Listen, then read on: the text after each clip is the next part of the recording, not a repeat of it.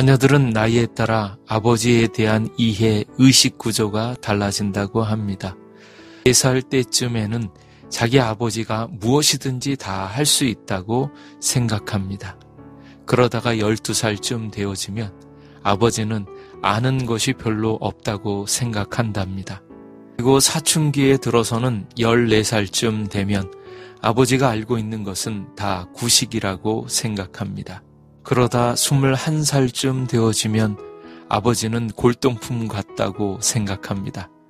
그러다가 사회생활을 1년쯤 하면 그제야 비로소 아버지가 그때 그래서 그렇게 가르쳤구나 하고 이해를 하게 되어집니다. 그러다가 35살쯤 되어지면 내 문제를 아버지와 상의하고 싶다고 생각하게 되어지고 자기 자녀가 사춘기에 접어들 무렵인 40살쯤 되어지면 비로소 아버지의 사랑을 깊이 이해하게 됩니다.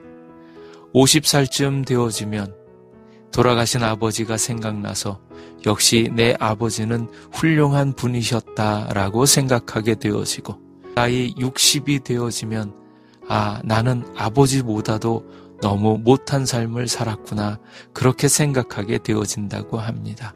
저마다 가장 올바른 판단, 올바른 생각을 하는 것 같지만 나이가 들어가면서 아버지에 대한 생각, 아버지에 대한 이해가 점점 달라지는 것을 알 수 있습니다.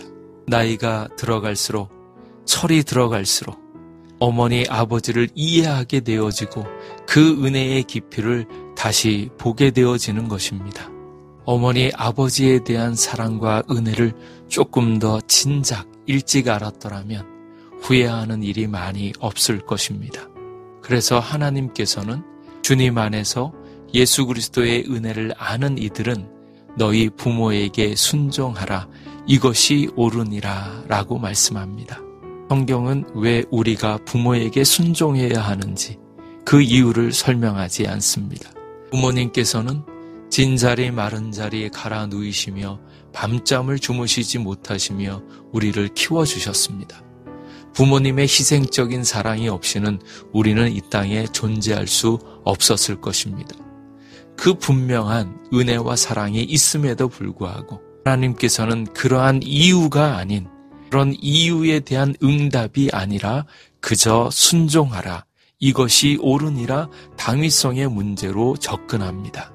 부모에게 순종하는 것은 존재의 당위성과 연결되어져서 땅에 존재하는 것이 있다면 그 기원이 있는데 인간은 하나님과 부모님을 통하여 이 땅에 존재하게 되어지는 것이고 그래서 이 땅에서 숨을 쉬고 있는 그 어떤 존재가 있다면 그 존재의 기반이 되어지는 하나님과 부모님께 순종하는 것이 옳다는 것입니다. 그러므로 주 안에 있는 자들에게는 좋은 부모이든지 때로 사랑을 받지 못하여 상처를 받고 용서하는 것조차 쉽지 않은 그런 불편한 부모님이라 할지라도 부모님들의 상황과는 전혀 상관없이 부모에게 순종하는 것이 옳다는 것입니다.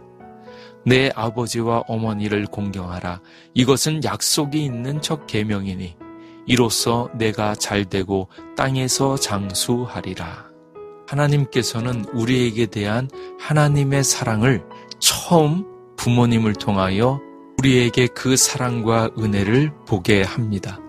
유대인 속담에 하나님은 모든 집에 다 계실 수 없어서 집집마다 부모님을 두었다라는 말이 있습니다. 하나님께서 모든 인간에게 하나님의 처음 주신 사랑을 알게 하는 부모님을 주신 것을 기억할 때 이제 그 부모에게 순종하고 공경하는 것이 하나님의 뜻일 것입니다. 그리고 부모에게 공경하는 그 축복이 얼마나 중요한지 하나님께서는 우리에게 땅에서 잘되고 장수하는 복을 더하여 주신다고 약속하십니다. 그러므로 부모님을 사랑하고 공경하십시오.